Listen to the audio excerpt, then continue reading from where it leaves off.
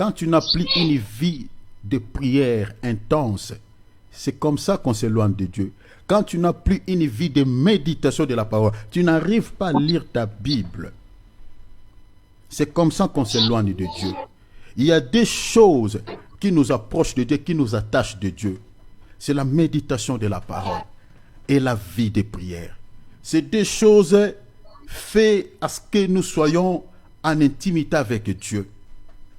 Celui qui médite la parole jour et nuit, le regard de Dieu sera toujours braqué sur sa vie. Celui qui est toujours dans sa présence, Dieu va toujours fixer ses regards sur lui. Mais quand il n'y a pas ces deux choses dans nos vies, quand on perd la vie de prière, on perd la vie de lire la parole, le Seigneur est en train de voir qu'on commence à s'éloigner. On commence à s'éloigner de lui. Il y a des choses qui prennent tellement place dans nos vies, les choses de la chair, les choses de ce monde, qui prennent tellement place dans nos vies, que la parole, que la prière. Mais quand il y a moindre pépin, il y a moindre souci, on commence à s'inquiéter, dit Seigneur, pourquoi tu m'as abandonné?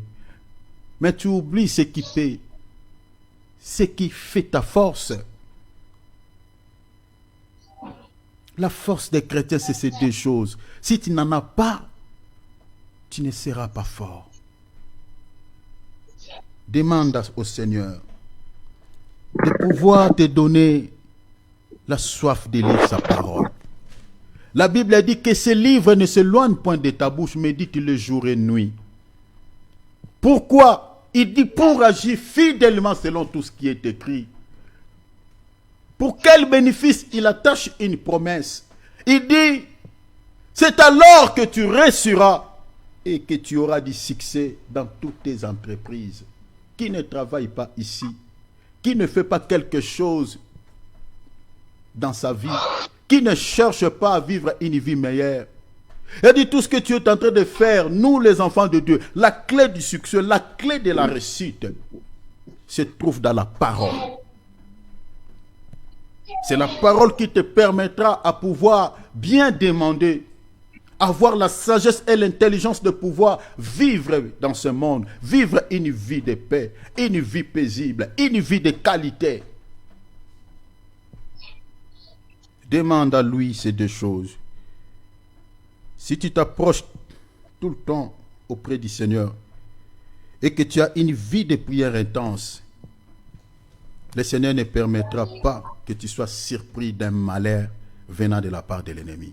À chaque fois que l'ennemi cherchera à te rendre visite, à t'injecter un mauvais sort, le Seigneur t'avertira et te donnera aussi les directives comment tu peux faire face contre tous les attaques ou les traits enflammés de l'ennemi. Il y a de l'intérêt que tu puisses avoir la vie de prière et la vie de méditation. Nous allons lui demander l'aide parce que la chair a des désirs contraires toujours à ceux de l'esprit. Ne te permettra pas. Alors demande au Père, au Seigneur lui-même. Dis Seigneur, s'il te plaît, donne-moi la force de prier. Donne-moi la force de méditer ta parole. Donne-moi cette envie, Seigneur, de pouvoir lire la Bible. Que la Bible, quand je fais la lecture, Seigneur, je sens le goût de la lecture. Quand je lis ta parole, demandons de l'aide. Prions au nom de Jésus. Si délivre-nous du mal. C'est tout un enseignement sur le combat spirituel, sur la délivrance. Chaque chrétien est censé de pouvoir combattre pour sa propre vie, pour sa propre famille. Parce que dans le monde auquel nous vivons, mes bien-aimés, le Seigneur dit, je vous ai envoyé dans ce monde comme des brebis au milieu de loups. C'est-à-dire nous les enfants de Dieu, nous sommes environnés de loups. Parce que le monde auquel nous vivons est sous la prise du malin. Est sous la prise du malin.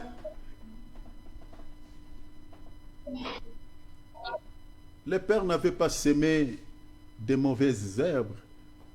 Il avait semé le blé. Mais qu'est-ce que l'ennemi a fait? Pendant que les gens étaient en train de dormir, lui il est venu semer quoi? Livrer. La Bible dit, Ces deux types de plantes représentent des entités. Le blé, c'est l'image des enfants de Dieu. L'ivraie, c'est l'image des fils de Satan. La Bible, elle est dit noir sur blanc. L'ivraie, c'est l'image des enfants du diable. Et le chant, c'est l'image du monde. Tel que nous sommes ici dans ce monde, mes bien-aimés, nous sommes même mélangés. Il faut le mettre dans nos esprits. Nous sommes même mélangés. Il y a des enfants de Dieu et les enfants de Satan. D'autres personnes, mes bien-aimés, n'accepteront jamais Jésus. Même si vous prêchez comment, vous réalisez autant de miracles, ils ne se convertiront jamais. Parce que l'ivraie, c'est une sémence. C'est-à-dire, dès sa nature, il est comme ça. Et il ira en enfer. Voilà pourquoi vous ne pouvez pas suivre certaines personnes dans la vie. Parce que nous ne sommes pas pareils. Si vous voyez quelqu'un qui n'aime que faire le mal, il a un cœur mauvais. Chers enfants de Dieu, il faut faire très attention. Nous sommes composés. Le diable est là. Et il ne travaille pas seul. Il travaille avec toutes ces personnes. Tous qui ont amené sa sémence. Le combat que nous avons dans ce monde, c'est contre tout ça. Contre tout ça. Voilà pourquoi tu ne peux pas dormir comme tout le monde. Tu ne peux pas, mes bien-aimés, accepter que tu sois touché par les sommeils spirituels.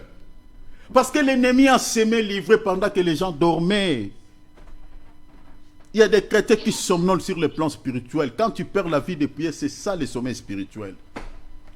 Et là, l'ennemi, la porte est grandement ouverte. L'ennemi peut entrer, peut s'aimer la maladie, s'aimer des blocages, s'aimer la malédiction, s'aimer beaucoup de choses. Mais cet après-midi, lève-toi. N'accepte jamais d'être faible sur le plan spirituel. Tu comprendras que tu es faible sur le plan spirituel quand tu commences déjà à faire de mauvais rêves. Et dans tes rêves, quand on te bat, au lieu que toi tu poursuis les ennemis, mais c'est les ennemis qui te poursuivent et que toi tu cours, c'est que sur le plan spirituel, tu n'es pas fort. Il y a des gens, des chrétiens qui ne rêvent que de mauvaises choses.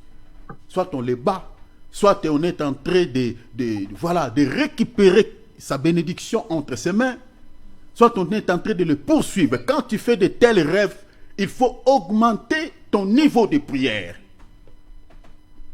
Et tu verras, quand tu vas augmenter ton niveau de prière, tu vas changer ta manière de prier. Tu commences à chercher Dieu par des jeûnes de prière. Tu verras même dans tes rêves, c'est toi qui commenceras maintenant à battre. C'est toi qui commenceras maintenant à les poursuivre. Rappelez-vous Amalek et l'Israël. La Bible dit quand Moïse arrête de prier, c'est les ennemis qui devenaient forts. Et quand Moïse augmentait la prière, l'intensité de la prière, c'est l'Israël qui remportait la bataille. C'est ça ce qui se passe sur le plan spirituel. Quand tu n'as plus la vie de prière, tes ennemis deviennent forts. Mais quand tu augmentes la vie de prière, ils deviennent faibles. Chacun de nous ici, qui dira qu'il n'a pas des ennemis? Dans nos familles, nous avons des ennemis. Là où nous travaillons, il y en a. Il y a des ennemis connus et inconnus. Des ennemis de près et de loin. Mais comment nous pouvons faire face contre toutes ces tendances au fait?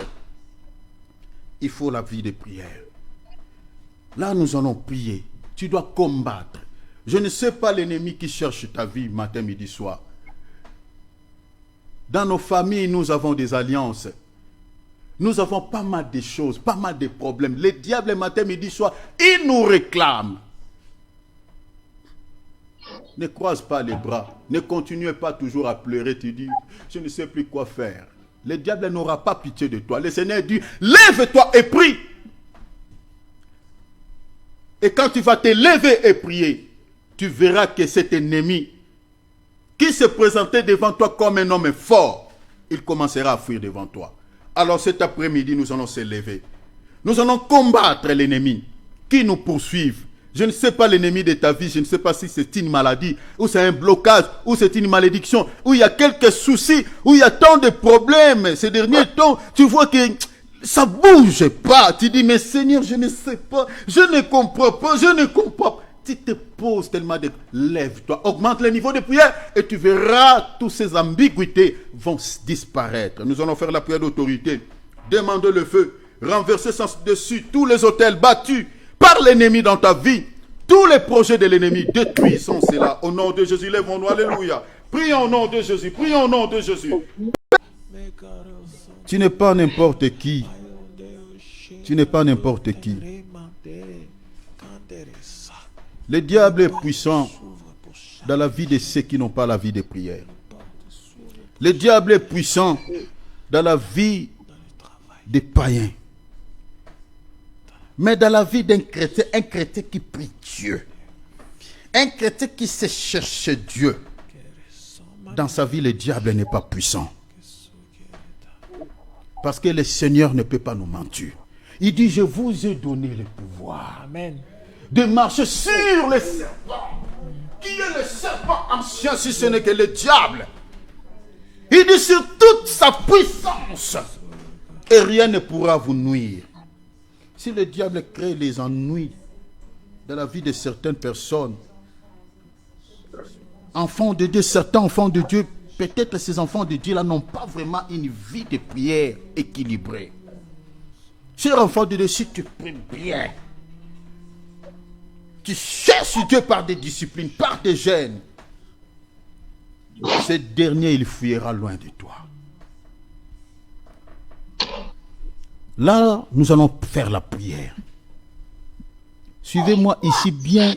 Je suis en train de t'amener quelque part. Tu vas faire une prière, mes bien-aimés. Cette prière ne va pas rater l'ennemi. Pourquoi? Parce que tu vas associer l'Esprit de Dieu de pouvoir encheminer ce que tu es en train de déclarer dans ta bouche. Parce que tu n'es pas seul. La Bible dit, l'esprit que le Père enverra, cet esprit-là sera le défenseur. Il ne sera pas seulement le défenseur. La Bible dit, quand l'ennemi viendra, il le mettra en fuite. La Bible dit, nulle créature n'est cachée devant les yeux de l'Éternel. Suivez bien ce que je suis en train de dire, cela te permettra de bien prier. Nulle créature n'est cachée devant les yeux de l'Éternel. Attention avec les mots que nous sommes en train de libérer dans nos bouches parce que ça n'échappera pas l'ennemi de ta vie. C'est lui qui s'est permis d'entrer dans le couloir de ta vie pour pouvoir te créer des soucis, te créer des ennuis. Aujourd'hui, tu ne vas pas seulement détruire ses œuvres, mais tu vas lui-même, la personne en question, ou cette entité, cette divinité, tu vas les mettre hors d'état de nuire. La Bible dit, nulle créature n'est cachée devant les yeux de l'Éternel. Même ici, le Seigneur ne t'a pas révélé. Mais les réalités que tu vis dans ta vie, par rapport à ta santé, par rapport à ta famille, par rapport à tes affaires, par rapport à tes projets, quand tu viens avancer, il y a toujours... Là, tu vas dire au Seigneur, Seigneur, je ne sais pas l'origine, Seigneur, je ne connais pas l'origine de ce souci. Je ne sais pas d'où vient ce malheur, je ne sais pas d'où vient ce souci, tout ça, cette maladie, ces complications, je ne sais pas, je ne connais pas son origine. Mais toi, tu connais. Parce que la Bible dit, rien ne se cache devant ses yeux. Maintenant, tu vas demander au Saint-Esprit, tu vas demander au feu de localiser la source de ta souffrance. Je pèse mes mots. Je dis de localiser la source de ta souffrance. Là où ta souffrance tire son origine, peut-être là, dans ces points-là, dans ces coins-là, dans ces milieux-là. C'est là où les réunions se font. C'est là où on avait érigé un hôtel en ton nom. Vous savez, les hôtels des mondes des ténèbres, les hôtels des occultistes, les hôtels que baptisent tous ces gens des satanistes. Mais bien aimé, ça peut être des objets un peu bizarres quand tu les vois comme ça. Mais bien aimé, mais c'est ça ce qui fait leur force pour pouvoir détruire ta vie. Et tu vas prier que Seigneur, je demande au fait de localiser. la source de ma souffrance, la source de ma maladie, la source de toutes ces complications dans ma famille, la source de toutes ces complications, Seigneur, dans mes projets. Seigneur, que tu les localises, le feu le localise et explose ces choses. Ici, tu vas demander le fait. Parce que la Bible dit, c'est par le fait que l'Éternel exerce son jugement. C'est par le fait que le Seigneur juge les actions du monde des ténèbres. Alors demandez le fait de l'esprit. Parce que le fait dont je suis en train de parler, c'est tout un homme, c'est toute une entité, peut localiser la base de ta souffrance ou la base de tes ennemis.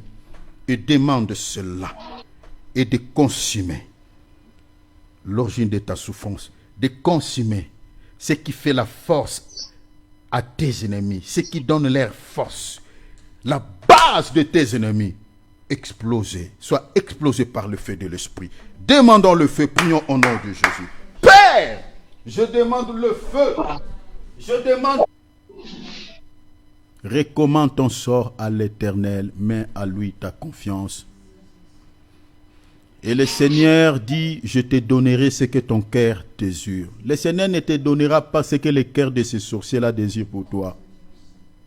Le Seigneur ne t'accordera pas ce que le cœur des démons ou des Satan désire. Parce qu'il désire aussi des choses pour nous. Il désire que nous soyons malheureux. Il désire que nous pleurons. Il désire que nous soyons maudits. Mais la Bible dit, le Seigneur dit, c'est pour ça que quand tu pries, il faut rappeler à Dieu sa promesse. Et pour cela, il est conseillé aux chrétiens de lire. Pour que tu comprennes, tu connaisses tes droits dans la parole. Le Seigneur te donnera ce que ton cœur désire. Est-ce que ton cœur désire que tu sois malade? Est-ce que ton cœur désire que tu sois maudit? Est-ce que ton cœur désire que tu ne réussisses pas dans la vie? Est-ce que ton cœur désire que tu échoues dans la vie? Mais il t'accordera ce que ton cœur désire. Rappelle au Seigneur. Tu dis, Seigneur, si tu as déjà une situation qui semble un peu ambiguë, tu dis, Seigneur, ça, ce n'est pas ça ce que mon cœur désire. Ce n'est même pas ça ce que je t'avais demandé dans la prière. Toi, tu m'as dit, tu m'accorderas ce que mon cœur désire. Rappelle-lui. Ça là, Seigneur, je vois que ça vient de l'ennemi. Ça ne vient pas de toi. Ça, c'est le souhait de l'ennemi. C'est le sentiment de l'ennemi. Ce n'est pas à moi. Alors, Seigneur, je te prie que tu remplaces, Seigneur, mes plaies par la réjouissance. Tu remplaces le malheur par le bonheur. Tu remplaces les négativités par la positivité. Tu remplaces les échecs par le succès. Prie le Seigneur qui te donne selon les désirs de ton cœur. Au sujet de ta vie, de tes projets, de ton époux, de ton mari, de tes enfants. Prie. Même pour certaines personnes que tu connais, demande à Jésus de pouvoir vous faire du bien. Prions au nom de Jésus. Seigneur, je te prie, conformément à ta parole, tu dis, tu me donneras selon les... Alléluia. Encore un chant pour toi, Jésus. Jamais ma source ne tarira. Emporté par ton amour, la flamme s'allie avec éclat. De l'Orient à l'Occident, ton amour me conduira. Des montagnes et des collines, ton amour m'amènera. Plus rien ne peut combler le vide d'un cœur assoiffé. T'aimer, t'aimer, t'aimer, t'aimer encore. Jésus, l'amour de ma vie.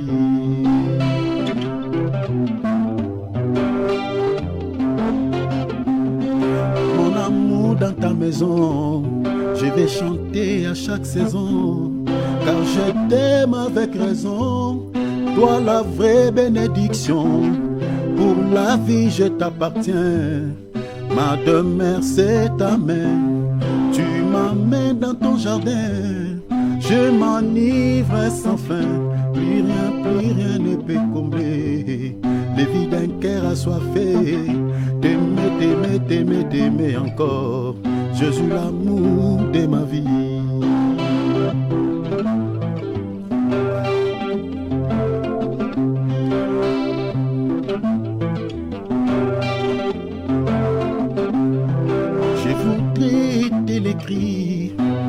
Avec un grand sourire, car je ne sais comment le dire. Tu es l'amour de ma vie. Non, jamais je peux me taire face à tout ce que tu sais faire. En le ciel et sur la terre, tu es mon seul partenaire. Jésus, l'amour de ma vie. Jésus, mon seul amour. Tu as gagné, oh, tout mon cœur, tout mon cœur. Oh, Jésus, mon seul amour. Jésus, l'amour de ma vie, l'amour de ma vie. Jésus, mon seul amour. Tu as gagné, oh, tout mon cœur, tout mon cœur. Oh, Jésus, mon seul amour. Mon amour dans ta maison, je vais chanter à chaque saison, car je t'aime avec raison. Toi la vraie bénédiction, pour la vie je t'appartiens. Ma demeure sur ta main, tu m'amènes dans ton jardin. Je m'enivre sans fin, plus rien ne peut combler le vide d'un cœur assoiffé. T'aimer, t'aimer, t'aimer, t'aimer encore. Jésus, l'amour de ma vie.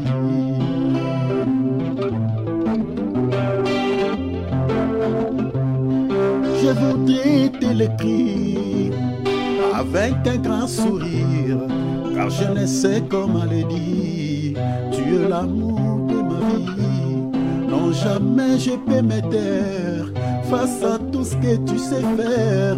Dans le ciel et sur la terre, tu es mon seul partenaire. Oh, Jésus, l'amour de ma vie. Jésus, mon seul amour.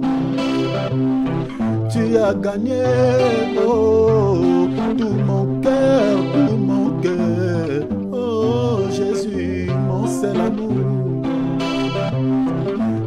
Jésus, l'amour de ma vie, l'amour de ma vie. Jésus, mon seul amour. Tu as gagné, oh, tout mon cœur, tout mon cœur. Oh, Jésus, mon seul amour. Alléluia. Que le nom du Seigneur soit béni. Alléluia. Prenons nos Bibles, prenons nos calepins. Nous allons partager. Nous continuons toujours sur cette même thématique que nous avions commencé il y a déjà quelques temps, quelques jours. Nous sommes en train de partager sur que chacun de nous examine sa vie chrétienne. Chacun de nous examine sa vie chrétienne. Et là, nous sommes attelés sur le sous-thème. Et le sous-thème que nous sommes en train de partager est intitulé, nous avons intitulé notre sous-thème « 4 clés indispensables pour qu'une prière soit efficace ». Gloire à Dieu. Donc, jusque-là, nous sommes attelés à ce niveau. Je suis désolé, je vais me moucher, s'il vous plaît.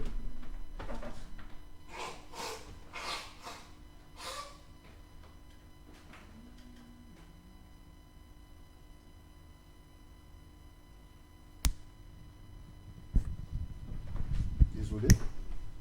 Donc, nous sommes en train de partager sur 4 clés indispensables pour qu'une prière soit efficace. Alors, là, nous avons touché la clé, mais nous n'avons pas encore partagé sur les 4 clés. Je crois que vraiment, je demande que la grâce de Dieu vraiment nous soit accordée pour que nous puissions être là. Je sais que quand on va toucher ces 4 clés, le Seigneur ne manquera pas de pouvoir nous faire du bien. Mais nous avons touché une clé importante. Cette clé vraiment, mes bien-aimés, c'est, si vous n'avez pas cette clé, en tout cas, c'est compliqué. Parce que nous sommes en train d'expliquer la clé d'abord ici. Ça, c'est vraiment la clé principale. Parce que si vous n'avez pas ces clés, même les 4 clés que nous allons toucher là, ça ne servira à rien. Alors là, nous avons touché la clé principale qui n'est rien d'autre que le nom de Jésus. Et là, je vais encore creuser un tout petit peu, bien que nous sommes dans l'exhortation. Mais je crois que si le Seigneur nous fait grâce dans l'enseignement, chers enfants de Dieu, nous serons richement bénis. Parce que dans l'enseignement, là, nous allons faire vraiment l'exégèse. On va creuser pour que nous puissions comprendre ces choses, parce que c'est notre richesse, c'est la richesse que le Seigneur nous a léguée. Alors, donc vous voyez que, chers enfants de Dieu, la clé, c'est le nom de Jésus. Qu'est-ce qui nous a poussé de dire que la clé, c'est le nom de Jésus? Parce que le Seigneur lui-même l'a dit dans sa bouche. Parce que ce qui nous soutient à dire cela, c'est l'écriture de Luc chapitre 10, verset 19. Si vous remontez un peu dans le verset 17, vous allez voir cela. Là, le Seigneur, les disciples, après avoir accompli la mission que le Seigneur leur avait confiée, ils sont rentrés dans la joie. Il dit, Maître, les démons nous sont soumis en ton nom.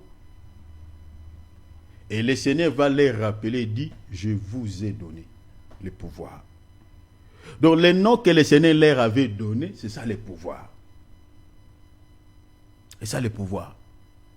Donc, le nom de Jésus, c'est tout un pouvoir que le Seigneur nous a donné. Et aujourd'hui, je vais donner encore d'autres témoins que vous allez comprendre que, mais bien aimé, si tu sais seulement manipuler ces noms, aucun démon, aucun sorcier ne peut résister devant toi. J'ai vu des gens en plein culte comme ça, quelqu'un entrer pour pouvoir faire du mal à un serviteur de Dieu qui était en train de donner la parole.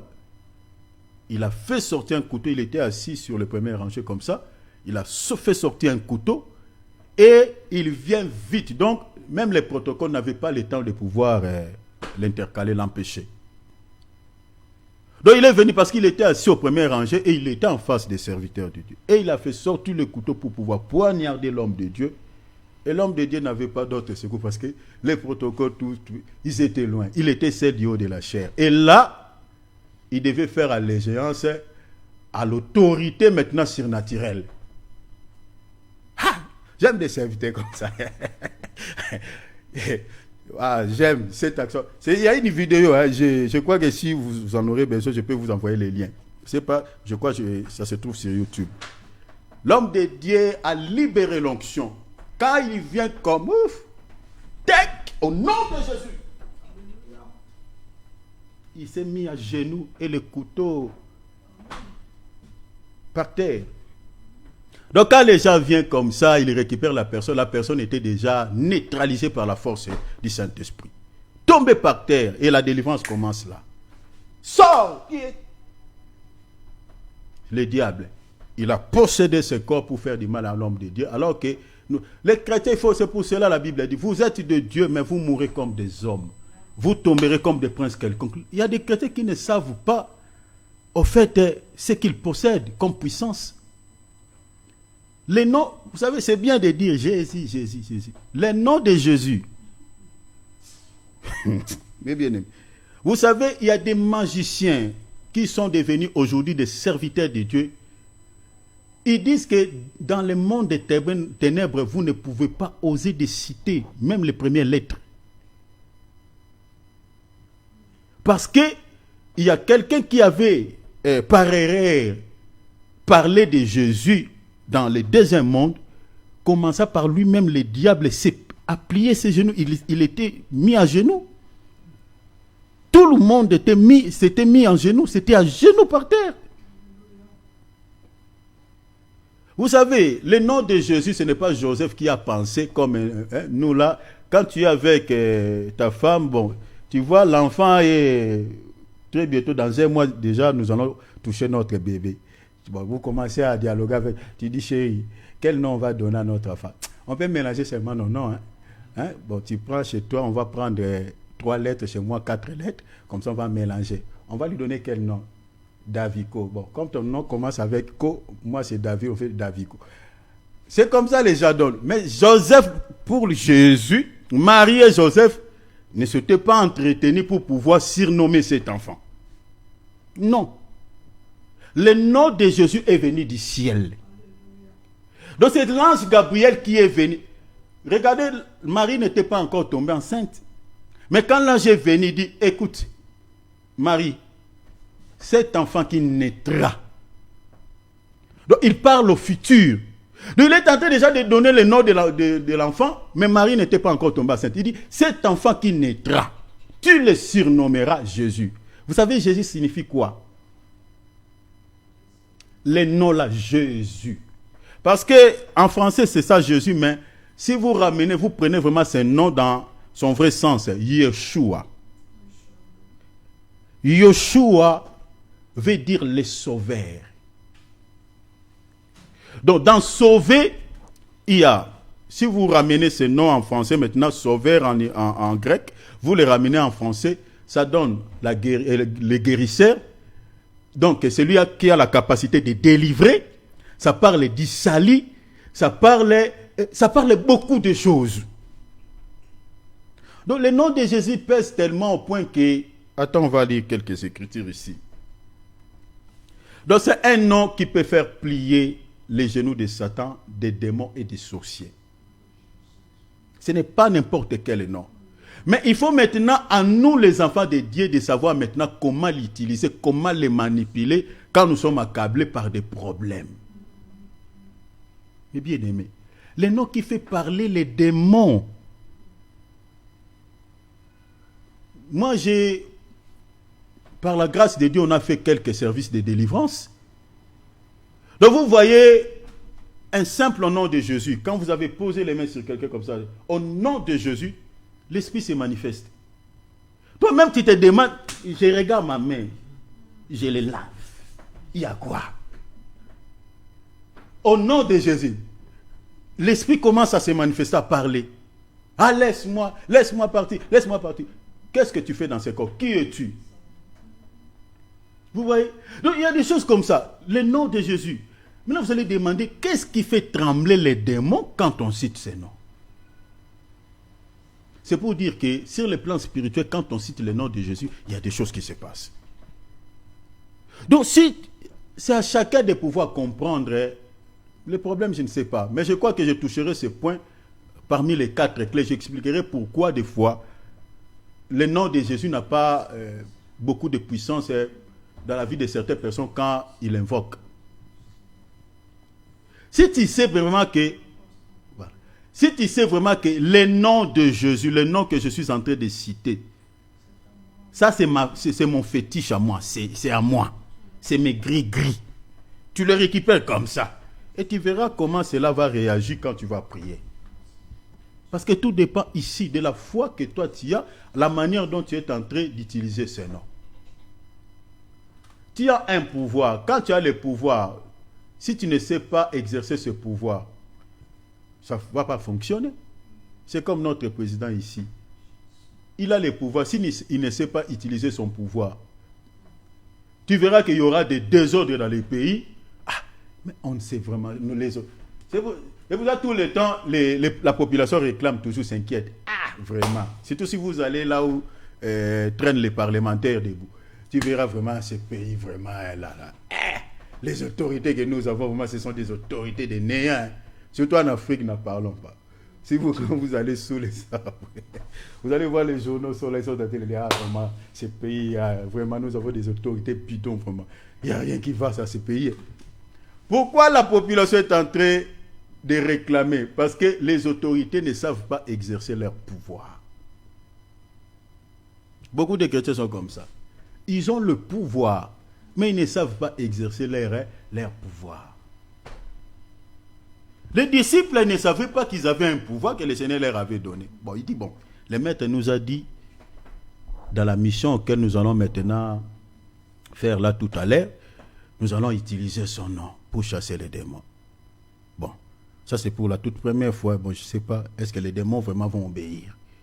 Il a dit en son nom, bon, on y va. Il raconte quelqu'un qui était avec. Au nom de Jésus, sois guéri. Les démons commencent à parler. Ah, j'ai pas. Donc cet aveuglement, c'était lié à un démon. Donc il y a un démon d'aveuglement. Parce que Jésus a chassé aussi des esprits muets. Il dit à toi, l'esprit sourd muet, quitte. Donc vous voyez quelqu'un qui ne parle pas, alors que c'est tout un esprit qui a bloqué sa langue.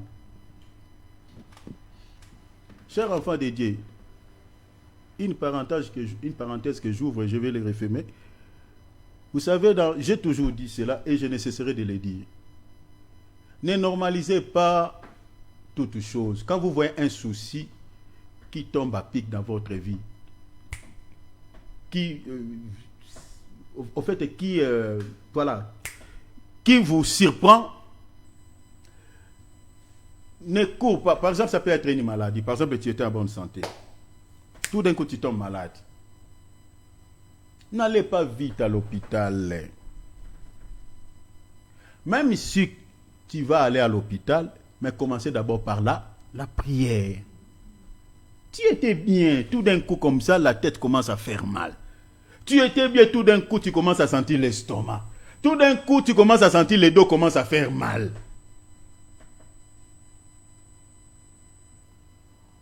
Quelle activité que les démons exercent dans ce monde? Les activités des démons. Je crois qu'on avait partagé cela ici dans les enseignements. Quelles sont leurs activités? C'est de pouvoir imposer des soucis, des maladies, des complications dans la vie des gens. Quand on parle des traits enflammés de l'ennemi, c'est quoi? Les traits enflammés de l'ennemi, ça peut être une flèche, la maladie. Oh, regarde, tiens, ah, le dos.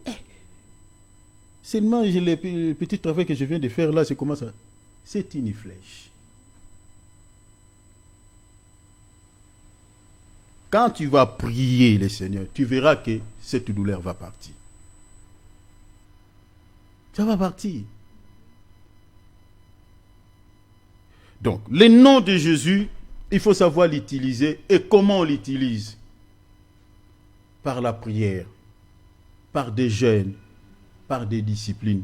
C'est comme ça que nous utilisons le nom de Jésus. Donc, si tu n'as pas la vie de prière, tu n'as pas la vie de jeûne, tu n'as pas une vie de discipline, si tu as le pouvoir, mais tu ne sais pas l'utiliser. C'est quand tu cherches Dieu par les jeûnes, par la prière, que tu verras maintenant, dit au nom de Jésus, là tu es dans un 24 heures. Tu verras comment ça va bouger là-bas. Je vous donne un petit témoignage. Un jour,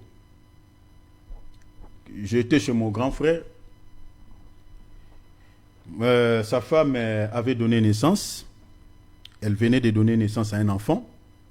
Et cet enfant-là pleurait chaque nuit. L'enfant ne faisait que pleurer. C'était en Afrique.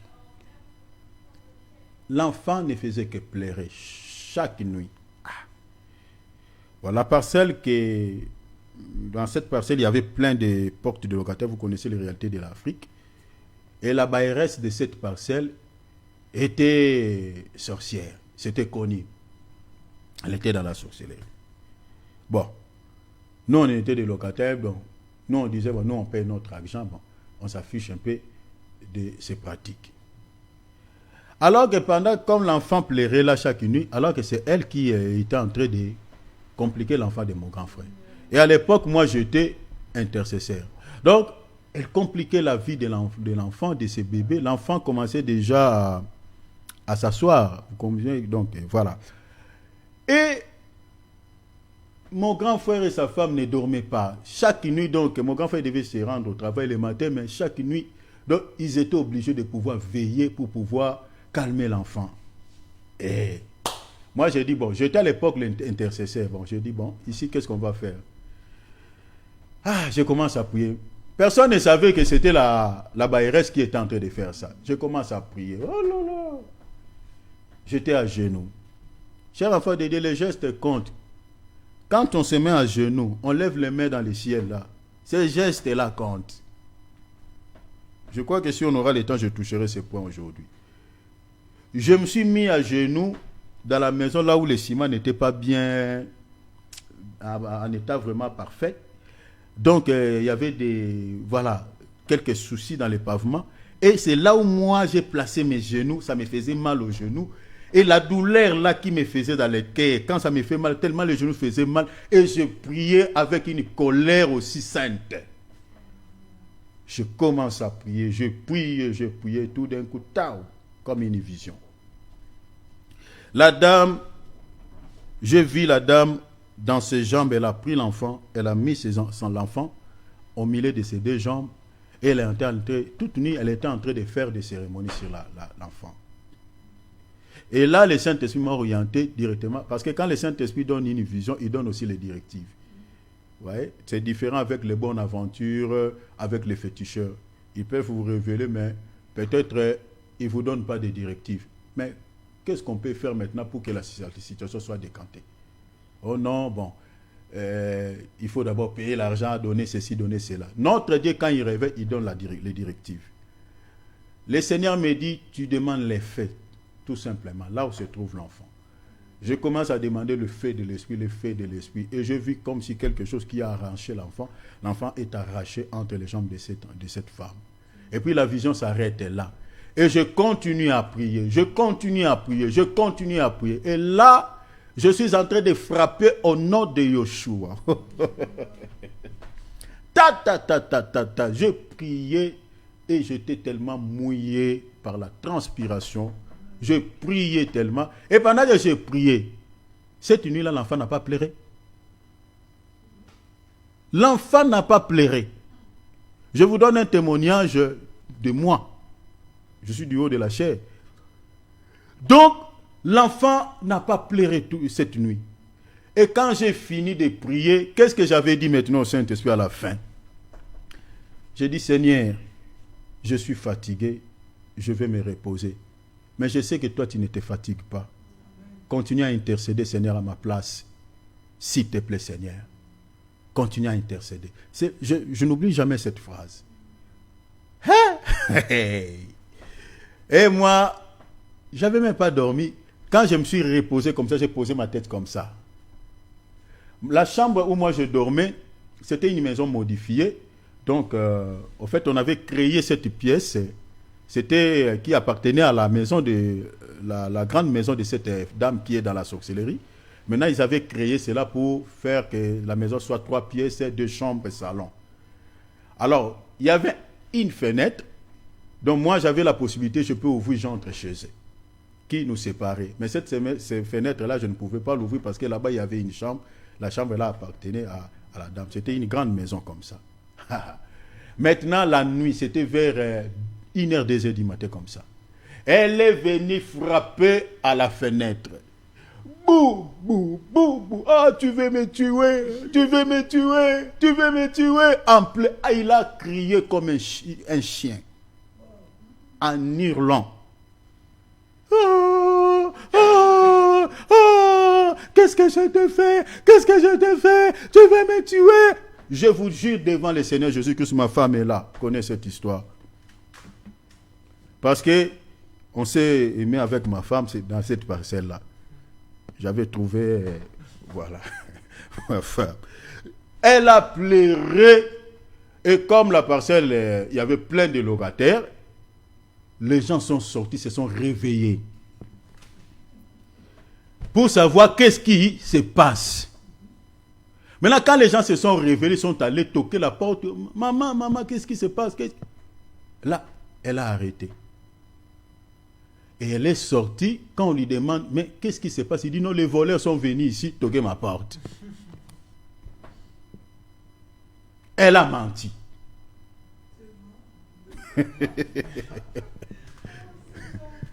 Vous savez ce qui s'est passé après, je ne vous ai pas en détails.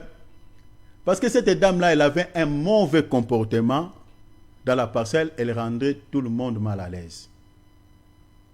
Donc si tu es dans la douche, tu es tenté de se laver. Donc il vient, vous connaissez les douches, les conditions. Mon frère Cyril, toi tu ne comprends pas. Ça, ce sont des réalités de l'Afrique. Donc elle venait, elle te fait sortir dans la douche, elle dit, hey, elle peut enlever ta panne que tu as mis pour pouvoir. Elle a fait des jeunes filles comme ça. Maintenant, depuis ce jour-là, quand moi je viens comme ça, et qu'elle voit seulement mon visage, elle va courir dans sa maison. Elle ne supportait plus. Je vous jure devant le Seigneur Jésus que je suis devant du haut de la chair. Elle courait, même dans l'eau, comme dans la robinet. Donc, quand quelqu'un puise de l'eau au robinet, elle, cette dame-là, elle compliquait tellement les gens. Elle peut commencer à puiser de l'eau, elle prend même les gobelets, elle prend même des petites bouteilles. Donc pour vous empêcher, vous savez les conditions de l'Afrique, des fois l'eau ça coupe. Et l'eau va partir, il y a d'autres personnes qui n'ont pas d'eau. Hein, mais depuis je suis là, aïe, aïe, aïe, tout a changé. Hein. Donc c'était la délivrance de toute la parcelle. Donc quand quelqu'un même, il est en train de prendre de l'eau, il puise de l'eau, Si elle vient seulement pour compliquer la personne, elle dit, c'est mon frère Thierry qui m'a envoyé. Là, j'étais encore frère. Il dit, c'est le frère Thierry qui m'a envoyé. Il va faire... Elle rentre dans sa maison. Même quelqu'un se trouve dans la douche. Si elle veut, qui est là? Elle va commencer à crier déjà. Qui est dans la douche? On dit, c'est le frère Thierry qui est là, non? Directement, elle va faire ça. Elle rentre. Donc, elle ne voulait même pas entendre mon nom. Elle a eu peur. Donc, vous savez, chers enfants de Dieu, le nom de Jésus est tellement si puissant. Il faut seulement savoir l'utiliser dans tes prières, savoir le manipuler. Et depuis ce jour, l'enfant ne pleurait plus. Mon grand frère dormait calmement. Et je me rappelle ce jour-là, quand la femme frappait à ma fenêtre, frappait, bou, bou, bou. Mon grand frère s'est réveillé avec sa femme. Quand moi je suis sorti de ma chambre, mon grand frère aussi est sorti. Il me fait comme ça. Elle me dit à Lingala, il dit, Abetami. Elle me dit donc, elle a reçu les frappes. Donc tout le monde avait compris que c'est elle qui faisait ça. Et depuis ces jours-là, en tout cas, tout était devenu calme dans la parcelle. Le nom de Jésus est puissant. Si vous demandez aux occultistes s'ils sont sincères, ils vous diront. Mais si aux enfants de Dieu maintenant ne savent pas utiliser ces noms quand ils sont accablés par des problèmes. La puissance du nom de Jésus, on l'exerce quand on prie, quand on jeûne. Là, tu verras la puissance de ces noms. Alors, regardez ce qui est dit ici. Je suis dans Matthieu chapitre 16, verset 18. On va lire jusqu'au verset 19. La Bible dit ici, « Et moi je te dis que tu es Pierre, et que c'est cette pierre je bâtirai quoi? Mon église. Et que les portes du séjour des morts, soulignez cela, je reviendrai, je dirai quelque chose par rapport à ça. Et que les portes du séjour des morts ne prévaudront jamais, ne prévaudront point plutôt, contre elle. Contre qui? L'église.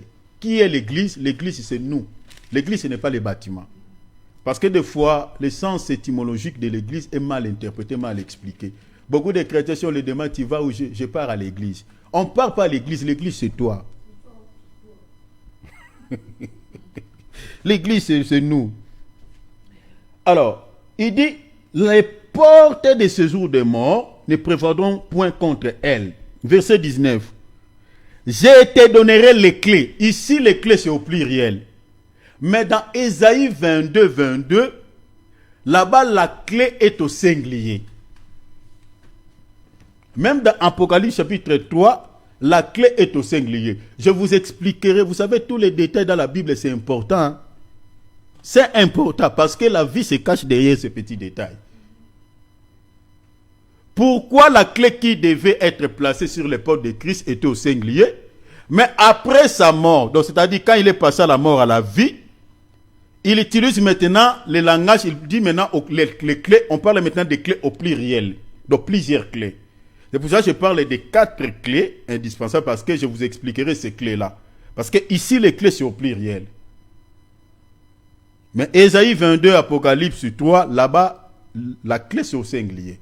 Je vous expliquerai ces deux mouvements, il y a un pourquoi.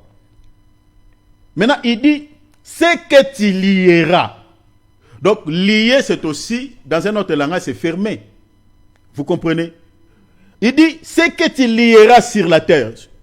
Suivez bien ici, cher enfant de Dieu, je vais vous révéler quelque chose qui est caché ici.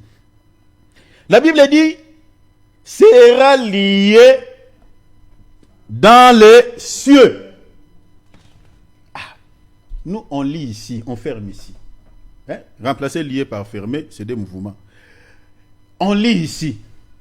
On ferme sur la terre. Mais, du coup, au ciel aussi, là-bas, c'est fermé. Comment expliquer? Il dit, et que ce que tu délieras sur la terre, sera délié dans les cieux. C'est-à-dire, on ne lit pas dans les ciels. On lit sur la terre. Donc, si vous voulez que les choses soient déliées, vous êtes ici sur la terre, vous êtes bloqué, et votre vie ne marche pas. Vous voulez maintenant délier ce qui est bloqué, ce qui est lié, ou ceux qui sont liés. directement au ciel, les choses aussi, c'est des... Au fait, s'il n'y a pas l'explication par rapport à cette écriture, on dirait qu'il n'y a pas vraiment l'essence. On délie sur la terre, au ciel aussi, les choses sont déliées.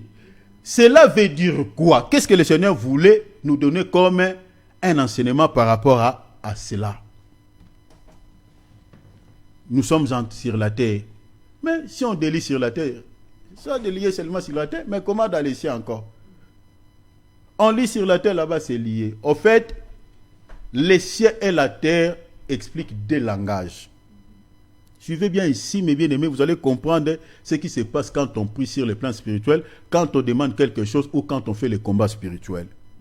Ça, quand le Seigneur dit lié sur la terre, lié dans les cieux ou le ciel, délié sur la terre, délié dans les cieux, en fait, le Seigneur est en train de parler de deux dimensions. Il utilise un langage physique et un langage spirituel. En fait, quand on prie, quand on fait le combat spirituel,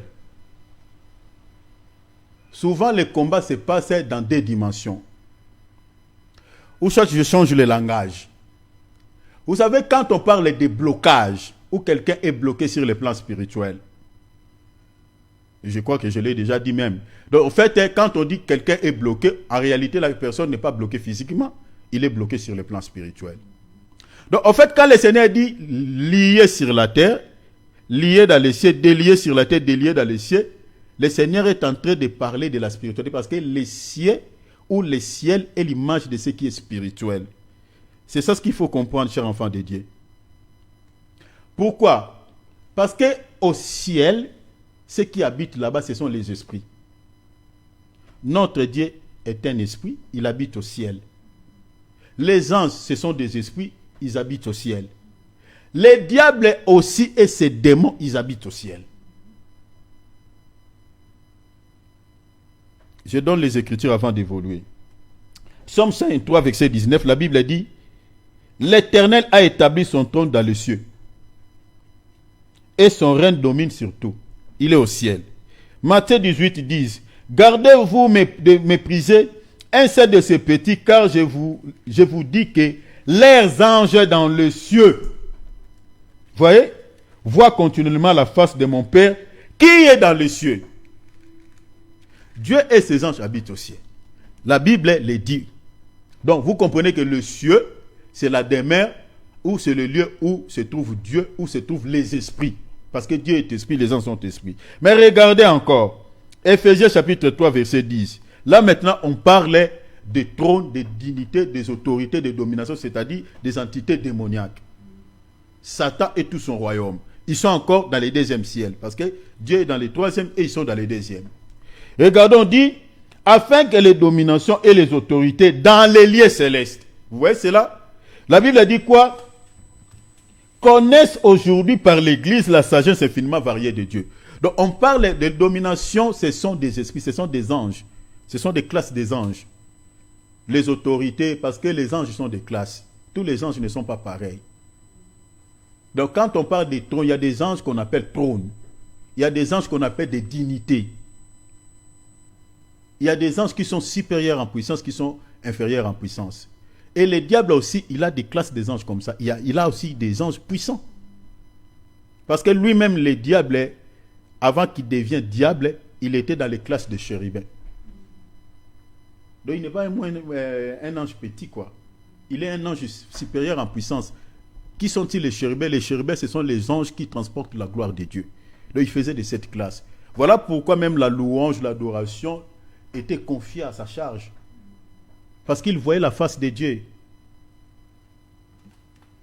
Il est un ange puissant. Même pour garder l'arbre de la vie, le Seigneur avait envoyé quoi? Des chérubins.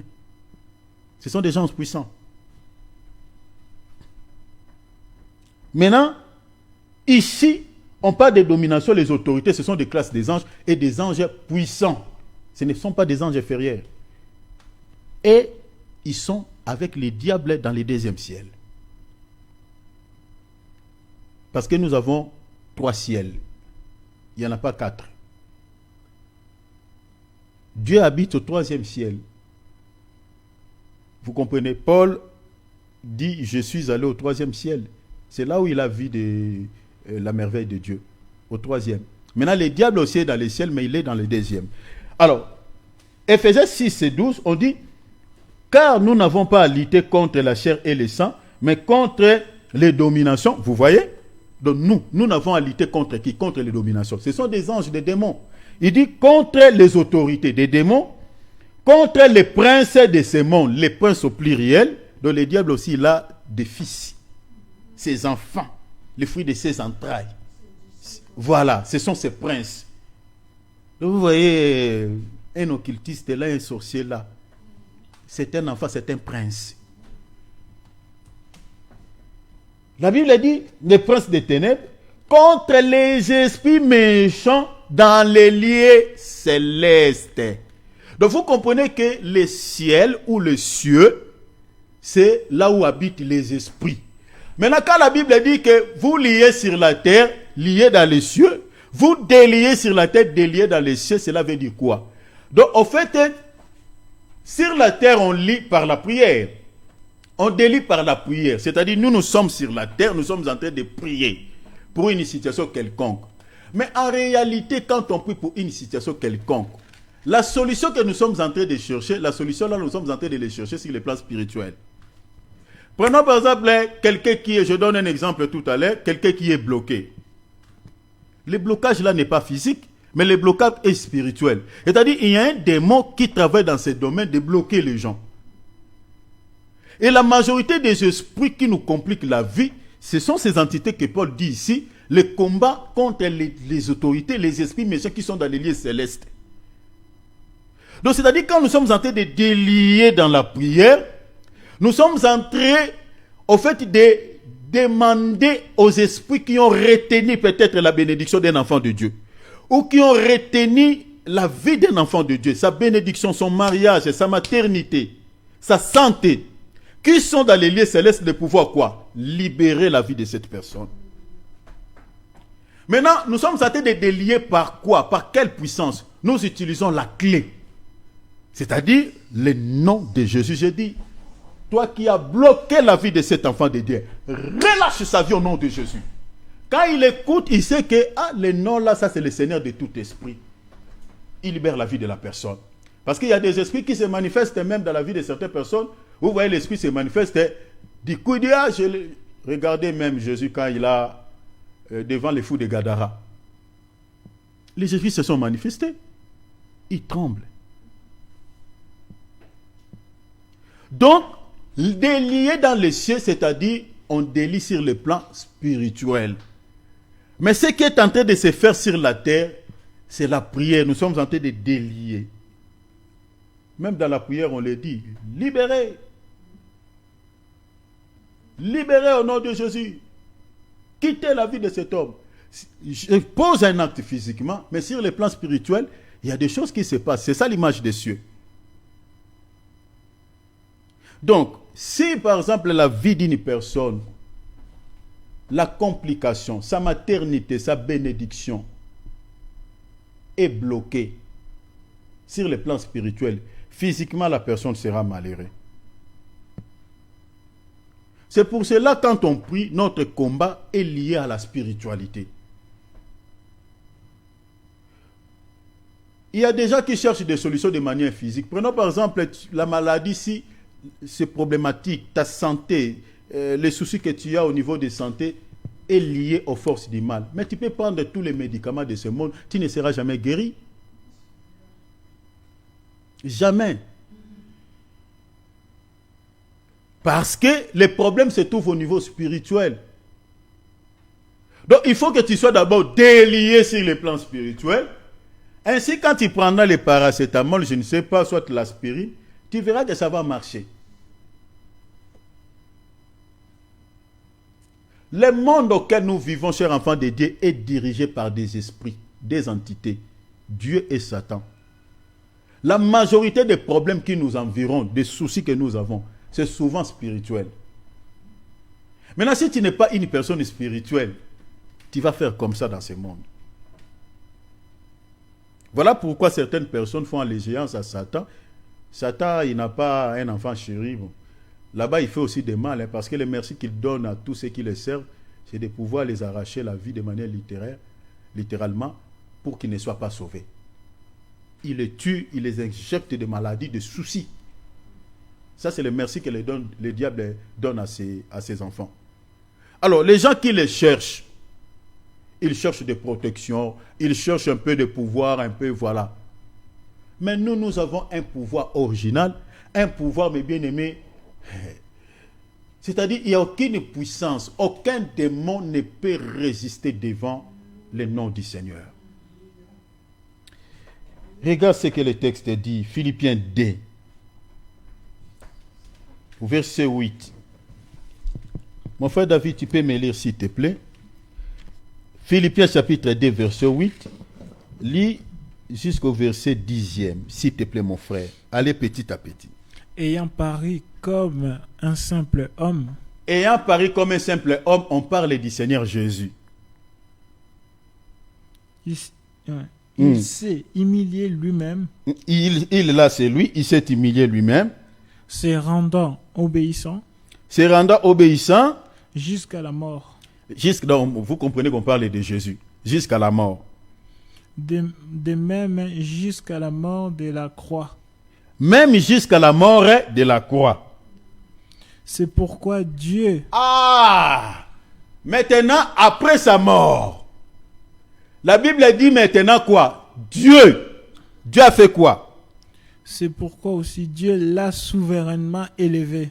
Dieu l'a souverainement élevé. L'élévation que le Seigneur, le Dieu Tout-Puissant, notre Père, lui avait donnée. Cette élévation-là, il était question de quoi? Allez-y là-bas, mon frère. Et lui a donné le nom qui est au-dessus de tout nom. Lui a donné, c'est-à-dire l'élévation que le Seigneur, le Père, avait donné à son Fils. C'est-à-dire, il lui avait donné quoi? Le nom qui est quoi? Au-dessus. Au-dessus de tout nom. Au-dessus de tout nom, ici, le tout là, c'est au singulier. Mais le tout là, c'est comme un emballage. À l'intérieur, il y a aussi des noms. Vous comprenez? Mais le tout au singulier, c'est le nom d'une entité. Je ne sais pas si vous avez vu ça. Parce que quand on lit les Écritures, il faut veiller sur les mots. On ne dit pas il lui a donné le nom qui est au-dessus de tous les noms au pluriel directement, non. Il y a un tout au singulier, mais le tout au singulier, à l'intérieur, il y a aussi des petits noms. C'est comme un emballage, une enveloppe. On te donne une seule enveloppe, mais là-bas, il y a des billets. Plusieurs billets. Continuez, mon frère, j'expliquerai cela. Afin qu'au nom de Jésus, tout genou fléchit. Donc les noms dont on parle là-bas, il lui a donné les noms. Les noms là, c'est quel nom? Les noms de Jésus que nous citons là. Donc le nom de Jésus est supérieur à tous les noms. Chers enfants, vous savez, quand vous êtes en train de lire les Écritures, il faut s'apaisanter, réaliser, mais tu dis, le nom de Jésus supérieur à tous les noms. Bon, ça veut dire quoi? Supérieur par rapport à quoi? Ça fait quoi? S'il est supérieur à tous les noms, ça fait quoi dans nos vies, pour nous les chrétiens? Des fois, on ne réalise pas. Continuez, mon frère. Supérieur à tous les noms. Continuez. Dans les cieux et sur la terre et sous la terre. Tu peux t'arrêter d'abord là. Donc, les noms là est supérieur à tous les noms. On dit afin qu'à ce nom au nom de Jésus, tout genou fléchisse. J'expliquerai ce mouvement, pourquoi on dit tout genou fléchisse. Fléchisse, on dit quoi? Dans les cieux. Tout à l'heure, on a vu, non? Qui habite dans les cieux? Ce sont les esprits. Or, notre combat, la Bible a dit, nous n'avons pas à lutter contre la chair et le sang, mais contre les esprits, mais ceux qui sont dans les lieux célestes. Donc, c'est-à-dire, on est en train de dire aux esprits qui sont dans les lieux célestes, les esprits qui nous combattent, matin, midi, soir, qui travaillent à connivence avec les gens de nos familles, qui travaillent à connivence avec les dirigeants de ce monde. Donc, on est en train de nous dire ici que ces esprits-là, devant le nom de votre maître, plieront leurs genoux. En réalité, un démon n'a pas de genoux, hein, parce que c'est un esprit. Hein. Et quand on dit le diable va se prosterner devant Jésus, il va se prosterner comment? Avec quel genou? C'est ça ce que nous allons maintenant comprendre, chercher à comprendre. Pourquoi on dit plieront leurs genoux? C'est prosterneront devant Jésus, le nom de Jésus. On ne dit pas seulement dans les cieux, mais on dit aussi sur la terre. On ne dit pas aussi sur la terre seulement, mais on dit sous la terre. Parce qu'il y a des esprits souterrains. Il y a des esprits aussi qui sont en errance dans ce monde. Tous ces esprits-là ne peuvent pas résister devant ces noms. Parce que la bouche du Père, celui qui a créé le ciel et la terre, celui qui existait, qui n'a ni commencement de vie, qui n'a ni fin de vie, c'est sa bouche qui l'a déclaré. Je lui ai donné un nom supérieur à tous les autres noms. Donc le diable tel qu'il est là, il sait qu'il y a un nom qui est supérieur à son nom. Les sorciers tels qu'ils sont là, ils servent le diable. Ils savent qu'il y a un nom qui est supérieur au nom de leur maître. Je suis désolé pour les chrétiens qui tremblent devant les miaulements de chats, devant les miaulements, je ne sais pas, voilà, qui tremblent des fois quand il fait un mauvais rêve. Il est tenté de dormir parce que tu ne sais pas ce que tu es. Tu ne sais pas ce que tu as. Le nom de Jésus va plier les genoux. Maintenant, regardons, dit, afin qu'à son nom, tout genou fléchisse. En fait, dans la Bible, se mettre s'agenouiller devant Dieu, c'est le symbole d'abord d'adoration, le symbole de rendre un culte à Dieu ou de soumission. Vous voyez, des soumissions, de s'humilier. C'est aussi de pouvoir, ou d'un grand respect vis-à-vis de Dieu, ou de pouvoir demander, ou de reconnaissance de grâce. Regardez par exemple, il a guéri les 10 lépreux, c'est Samaritain qui était venu vers Jésus. Par la reconnaissance, ce Samaritain a fait quoi? S'est prosterné en adorant Dieu. Donc il a reconnu les bienfaits de Dieu, la grâce que le Seigneur lui avait. Vous voyez? Donc, se mettre à genoux devant quelqu'un, cela explique aussi la reconnaissance de grâce, la soumission. Attends, on va lire une écriture, vous allez comprendre. On prend un verset. Lisons Psaume chapitre 95, verset 6. Rapidement, la Bible dit: venez, prosternons-nous. Vous voyez? Prosternons-nous et humilions-nous, fléchissons les genoux devant l'Éternel. Vous voyez cela? Donc, c'est-à-dire, c'est le symbole de soumission, c'est l'image de s'humilier devant le Seigneur. C'est ça ce que le texte dit. C'est pour cela, quand on se met à genoux, c'est comme ça, c'est cette attitude-là explique cela. C'est-à-dire, je suis en train de considérer Jésus ou Dieu comme étant mon Seigneur, mon Maître. C'est pour cela qu'il y a des chrétiens qui se mettent à genoux. Et puis moi, je me rappelle, quand je me mets à genoux, je sens une forte onction dans la prière. Je sens une forte onction. Parce que se mettre à genoux, c'est le symbole de s'humilier, de se soumettre à Dieu. Vous voyez? Maintenant, ici, on dit, tout genou fléchira. Cela veut dire quoi par rapport à cette écriture? C'est-à-dire, toutes les entités que nous connaissons dans ce monde, les esprits méchants, dans tous les royaumes de Satan, Jésus a reçu un nom qui va faire quoi? Qui va les faire, c'est-à-dire qui va... En fait, Jésus a reçu une domination ou une supériorité, l'autorité, la suprématie sur ces entités. Donc ces entités, ces démons vont se soumettre devant ce nom. Donc là où le nom de Jésus est invoqué, les esprits ne peuvent faire quoi? Que obtempérer, se soumettre. C'est pour cela, quand on dit au nom de Jésus, les démons font quoi? Ils partent. C'est ça au fait la soumission. Ils se soumettent devant ces noms. Je vous donne une écriture. Tout à l'heure je l'ai cité, mais pour que vous compreniez ce que je suis en train de dire. Luc 10, 17. Allons-y. Luc 10, 17. La Bible a dit quoi? Les 70, les 70 disciples, la Bible a dit, vinrent avec joie, disant le Seigneur, les démons même nous sont soumis. Vous voyez ça? C'est ça, les genoux fléchissent devant le Seigneur. La Bible a dit, tous genoux fléchissent devant lui. Les apôtres disent, les esprits nous sont soumis en ton nom. Afin qu'au nom de Jésus, tous genoux fléchissent. Les apôtres, tous genoux, les apôtres disent, les esprits nous sont soumis en ton nom. C'est ça. Donc, c'est un langage que le Seigneur a utilisé.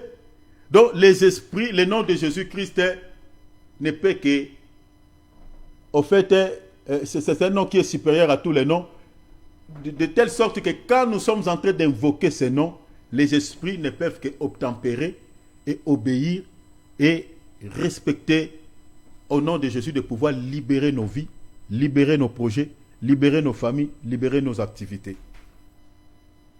C'est un nom tellement puissant. Donc, le nom de Jésus, c'est une clé de passe-partout. Ici, je vais m'arrêter ici. C'est-à-dire, tout ce que le diable a bloqué dans nos vies, tout ce que le diable a fermé,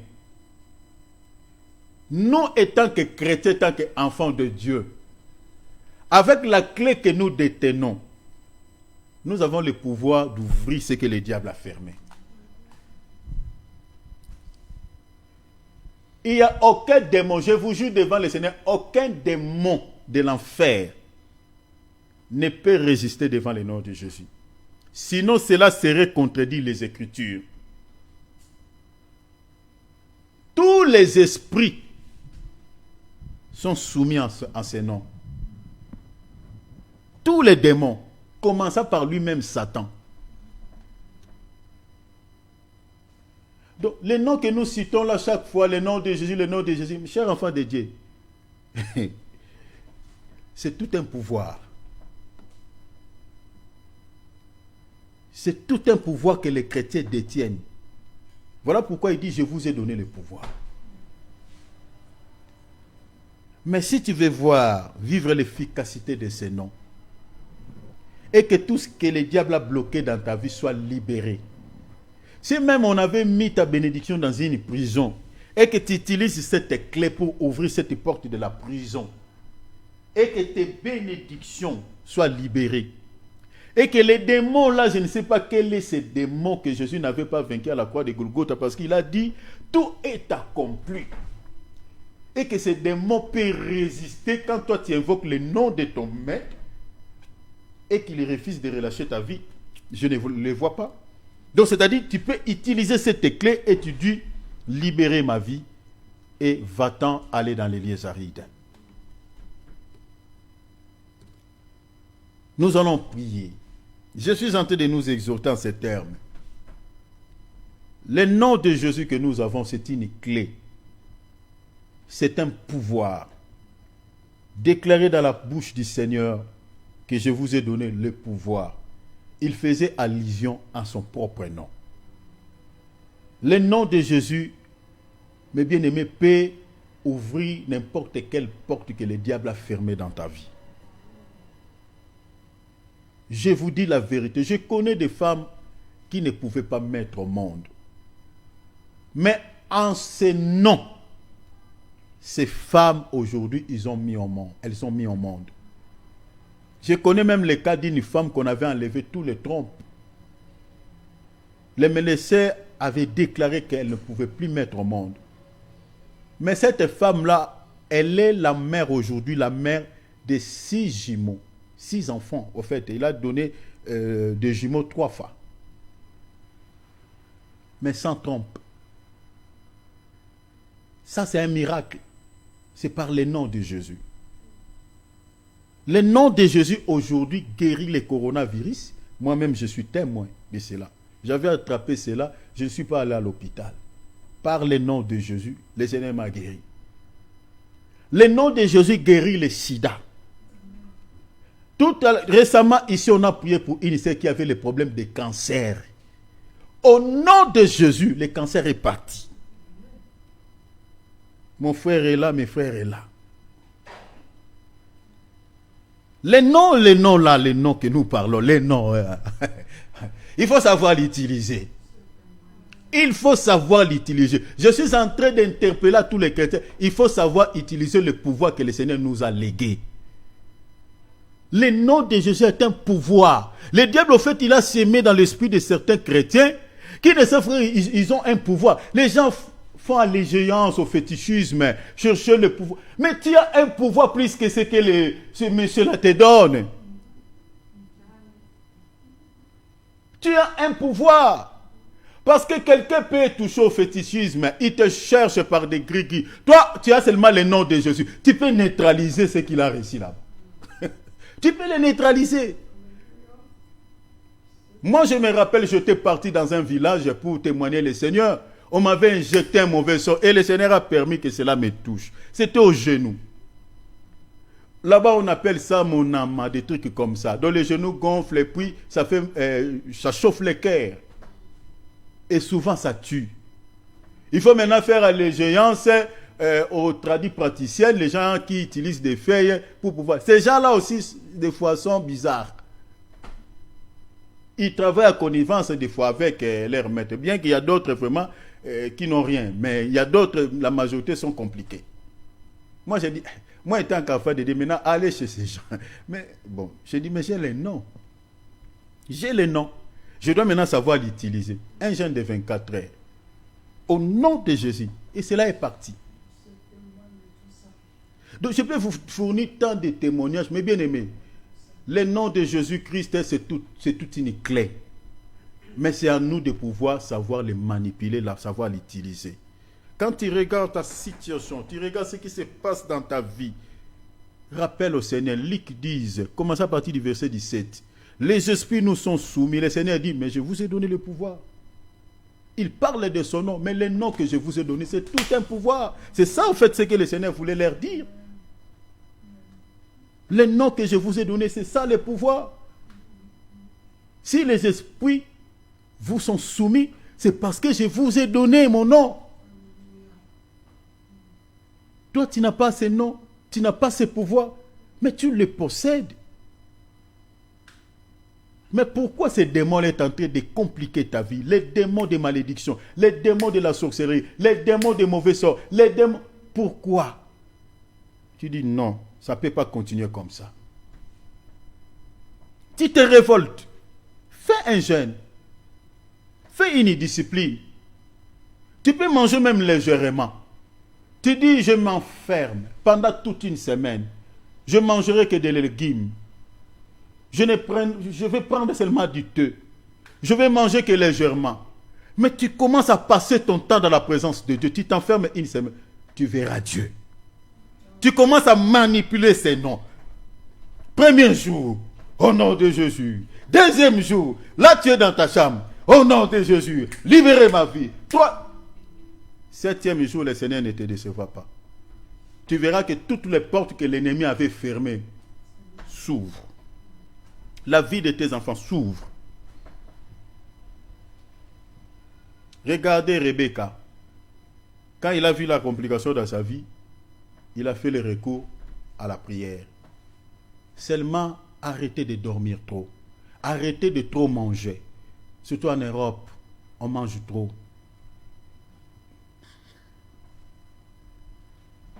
Un peu d'été. C'est bien bon, c'est pour le corps. C'est pas mauvais. Mais des fois, il faut se priver de la nourriture pour que tu sois fort sur le plan spirituel. Parce que quand on mange trop, physiquement, ça sème la lourdeur au niveau de l'âme. Jésus lui-même l'a dit. Attention, gardez-vous de l'excès de manger et du boire et les soucis de la vie. Ça va créer une sorte de la lourdeur au niveau de vos âmes. Quand on mange, on ne prie pas. Tu es tenté, il y a la lourdeur et jusqu'à ce que tu vas tomber dans le sommeil spirituel. Et là, l'ennemi dira merci, messieurs, merci, madame. Maintenant, je vais siéger. Là, il va fermer tout. Et la suite, c'est quoi? C'est de plaire. Des fois, il faut se discipliner. Tu te prives de la nourriture. Même pendant 6 heures et 12 heures, c'est important. Même pendant 12 heures jusqu'à 18 heures, c'est important. Chercher Dieu. Parce que tu as un pouvoir, mais il faut savoir utiliser ce pouvoir. On va prier le Seigneur. Demandons au Seigneur de pouvoir nous aider, de pouvoir savoir utiliser son nom, de pouvoir savoir utiliser cette clé qu'il nous a donnée. Dis au Seigneur de te donner de la force, de pouvoir être fort à la prière. Que tu ne sois pas quelqu'un qui ne fait que manger. Que tu ne sois pas quelqu'un qui ne fait que, au fait, dormir. Parce que quand on dort trop aussi sur le plan physique, sur le plan spirituel aussi, il y a le sommeil. Et l'ennemi sème là où il y a le sommeil. Demande au Seigneur que tu sois un homme fort, une femme forte. Pour la bénédiction, pour l'intérêt de ta famille, pour l'intérêt de ta vie. Que tu divises même ton sommeil la nuit. Tu peux dormir pendant un temps, mais tu dis à 4 heures, je vais me lever pour prier. Cette semaine, j'ai beaucoup mangé. La semaine qui commence, je vais manger seulement de 15 heures jusqu'à telle heure. Pendant tout ce temps, je resterai même à un jeûne partiel pour pouvoir prier. Demande à Dieu de faire de telles disciplines pour que tu sois fort sur le plan spirituel. Tu verras l'efficacité de ce nom que Jésus t'a donné. Le pouvoir de ce nom. Prions, demandons de l'aide. Ouvrons nos micros, Zoom, WhatsApp. Ouvrons nos micros. Alléluia, alléluia. Seigneur, tu nous as donné une clé puissante. Tu nous as donné un pouvoir. Père, tu as dit à mon nom, tout ce que vous demanderez, je le ferai. Tout ce que vous demanderez, je le ferai.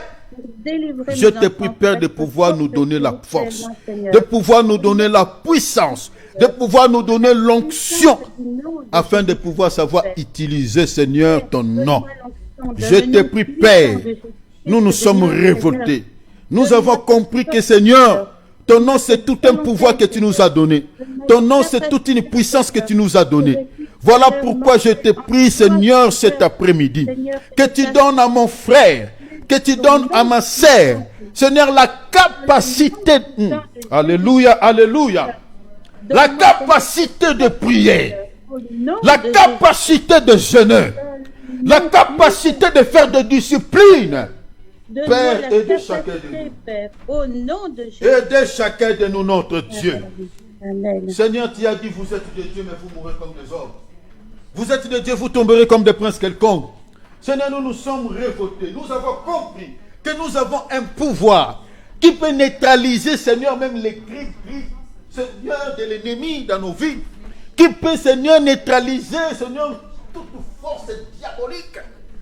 Seigneur, nous avons un pouvoir. Nous avons un nom, Seigneur, qui peut nous délivrer de tout souci imposé par les diables. Nous avons un nom qui peut nous donner, Seigneur, la solution à nos problèmes. Nous avons un nom qui peut nous guérir de toute maladie. Nous avons un nom qui peut nous délivrer, Seigneur, des liens familiaux.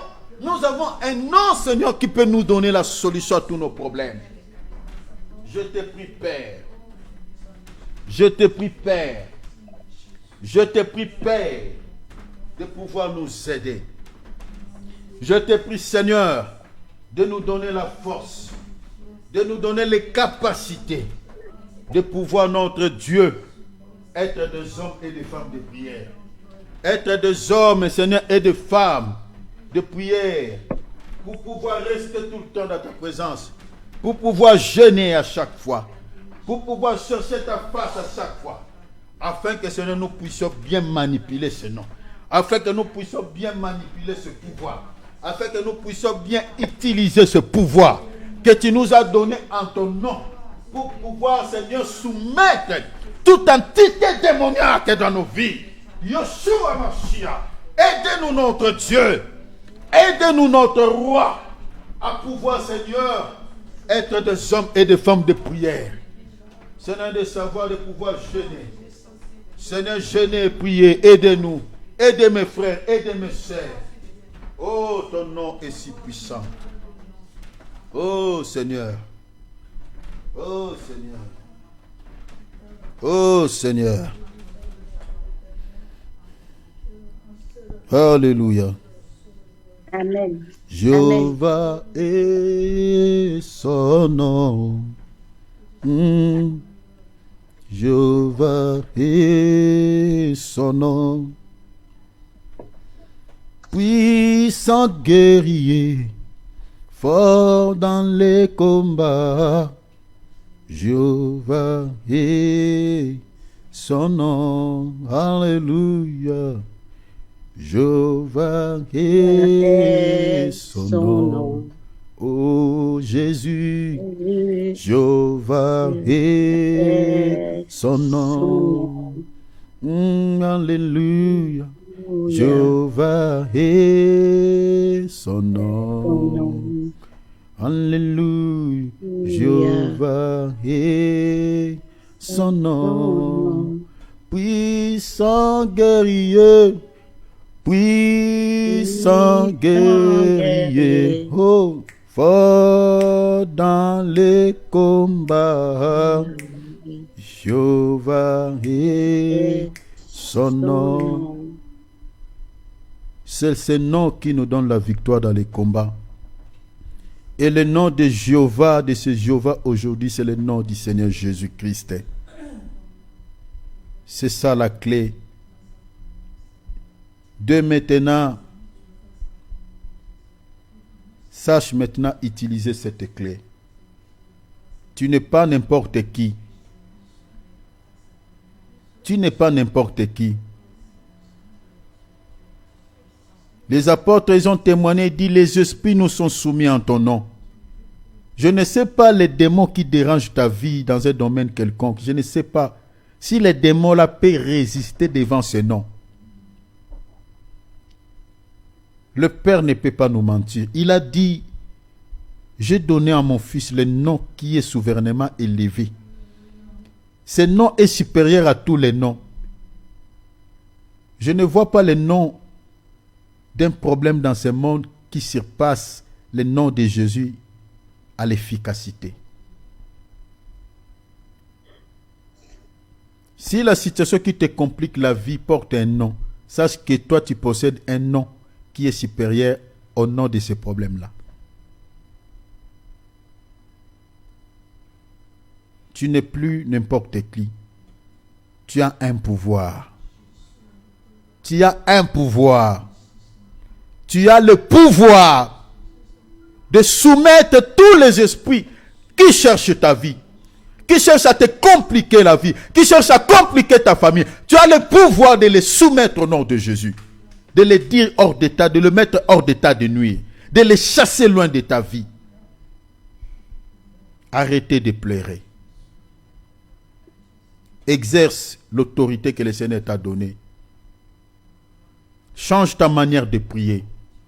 Change ta manière de chercher Dieu. Fais quelques disciplines. Utilise ce nom et tu verras le changement dans ta vie. Je vais prier pour nous. Seigneur, je bénis ton peuple. Je fais ma part, Seigneur. Je te prie de pouvoir aider chacun de nous.